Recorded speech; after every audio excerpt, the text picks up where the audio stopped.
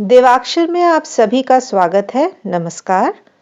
आइए सुनते हैं वचनामृत का अगला भाग प्रव्राजिका पुण्यव्रत प्राणा माताजी से। तव कथामृतं तप्तजीवनं कविभिरीडितं कल्मषापहं श्रवणमङ्गलं श्रीमदाततं भुवि गृह्णन्ति ये भूरिदा जनाः। सभा भंग हुई। भक्त सब इधर उधर घूमने लगे। मास्टर भी पंचवटी आदि स्थानों में घूम रहे थे। समय 5 के लगभग होगा। कुछ देर बाद वे श्री रामकृष्ण के कमरे में आए और देखा उसके उत्तर की ओर छोटे बरामदे में अद्भुत घटना हो रही है। श्री रामकृष्ण स्थिर भाव से खड़े हैं और नरेंद्र गा रहे हैं। 2-4 भक्त भी खड़े हैं। मास्टर आकर गाना सुनने लगे। गाना सुनते हुए वे मुग्ध हो गए। श्री रामकृष्ण के गाने को छोड़कर ऐसा मधुर गाना उन्होंने कभी नहीं सुना था। अकस्मात श्री रामकृष्ण की ओर देखकर वे स्तब्ध हो गए। श्री रामकृष्ण की देह निस्पंद हो गई थी और नेत्र निर्निमेष। श्वासोच्छ्वास चल रहा था या नहीं बताना कठिन है। पूछने पर एक भक्त ने कहा, यह समाधि है। मास्टर ने ऐसा न कभी देखा था न सुना था। वे विस्मित होकर सोचने लगे, भगवत चिंतन करते हुए मनुष्यों का बाह्य ज्ञान क्या यहाँ तक चला जाता है? न जाने कितनी भक्ति और विश्वास हो तो मनुष्यों की यह अवस्था होती है। नरेंद्र जो गीत गा रहे थे उसका भाव यह है, ऐ मन तू चिदघन हरि का चिंतन कर। उसकी मोहन मूर्ति की कैसी अनुपम छटा है जो भक्तों का मन हर लेती है। वह रूप नए नए वर्णों से मनोहर है, कोटि चंद्रमाओं को लजाने वाला है। उसकी छटा क्या है, मानो बिजली चमकती है। उसे देख आनंद से जी भर जाता है। गीत के इस चरण को गाते समय श्री रामकृष्ण चौंकने लगे। देह पुलकायमान हुई। आंखों से आनंद के आंसू बहने लगे। बीच बीच में मानो कुछ देखकर मुस्कुराते हैं। कोटि चंद्रमाओं को लजाने वाले उस अनुपम रूप का वे अवश्य दर्शन करते होंगे। क्या यही ईश्वर दर्शन है? कितनी साधना, कितनी तपस्या, कितनी भक्ति और विश्वास से ईश्वर का ऐसा दर्शन होता है। फिर गाना होने लगा। हृदय रूपी कमलासन पर उनके चरणों का भजन कर, शांत मन और प्रेम भरे नेत्रों से उस अपूर्व मनोहर दृश्य को देख ले। फिर वही जगत को मोहने वाली मुस्कुराहट। शरीर वैसा ही निश्चल हो गया। आंखें बंद हो गई, मानो कुछ अलौकिक रूप देख रहे हैं और देखकर आनंद से भरपूर हो रहे हैं। अब गीत समाप्त हुआ। नरेंद्र ने गाया, चिदानंद रस में, प्रेमानंद रस में, परम भक्ति से चिरदिन के लिए मग्न हो जा। समाधि और प्रेमानंद की इस अद्भुत छवि को हृदय में रखते हुए मास्टर घर लौटने लगे। बीच बीच में दिल को मतवाला करने वाला वह मधुर गीत याद आता रहा। यो माम अजमनादिं च वेत्ति लोक महेश्वरम असम्मूढ़ समर्थेषु सर्वपापै प्रमुच्यते। अर्थात जो मुझे माने भगवान को जन्म रहित, आदि रहित और सभी लोगों का ईश्वर जानते हैं, ऐसे मनुष्य मर्त्य लोक में मोह रहित होकर सभी पापों से मुक्त होते हैं। एक भक्त पूछ रहे हैं, महाराज इस प्रकार के संसारी जीवों के लिए क्या कोई उपाय है? श्री रामकृष्ण, उपाय अवश्य है। कभी कभी साधुओं का संग करना चाहिए और कभी कभी निर्जन स्थान में ईश्वर का स्मरण और विचार, परमात्मा से भक्ति और विश्वास की प्रार्थना करनी चाहिए। विश्वास हुआ कि सफलता मिली। विश्वास से बढ़कर और कुछ नहीं है। केदार के प्रति विश्वास में कितना बल है यह तो तुमने सुना है ना। पुराणों में लिखा है कि रामचंद्र को जो साक्षात पूर्ण ब्रह्म नारायण है, लंका जाने के लिए सेतु बांधना पड़ा, परंतु हनुमान राम नाम के विश्वास से ही कूदकर समुद्र के पार चले गए। उन्होंने सेतु की परवाह नहीं की। किसी को समुद्र के पार जाना था। विभीषण ने एक पत्ते पर राम नाम लिखकर उसके कपड़े के खूंट में बांधकर कहा कि तुम्हें अब कोई भय नहीं, विश्वास करके पानी के ऊपर से चले जाओ।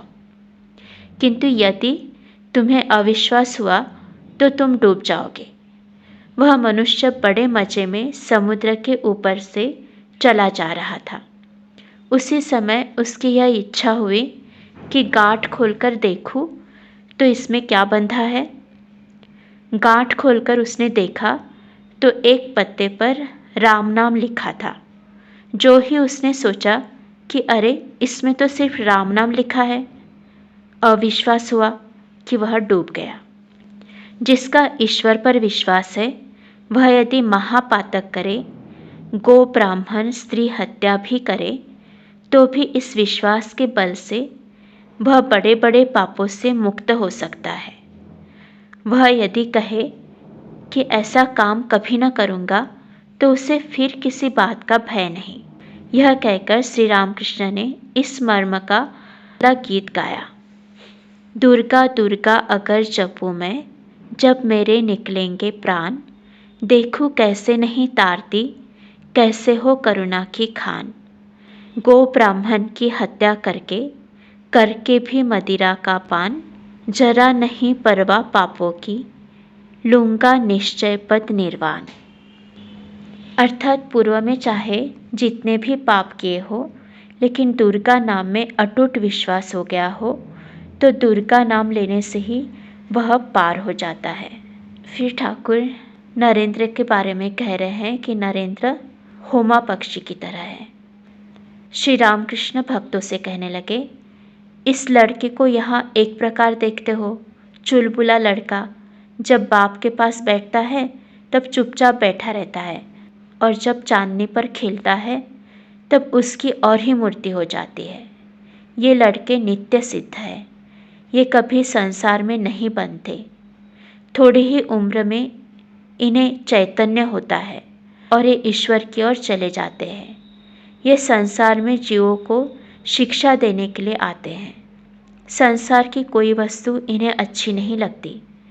कामिनी कांचन में ये कभी नहीं पड़ते। वेदों में होमा पक्षी की कथा है। यह चिड़िया आकाश में बहुत ऊंचे पर रहती है। वही यह अंडे देती है। अंडा देते ही वह गिरने लगता है, परंतु इतने ऊंचे से वह गिरता है कि गिरते गिरते बीच में ही फूट जाता है। तब बच्चा गिरने लगता है।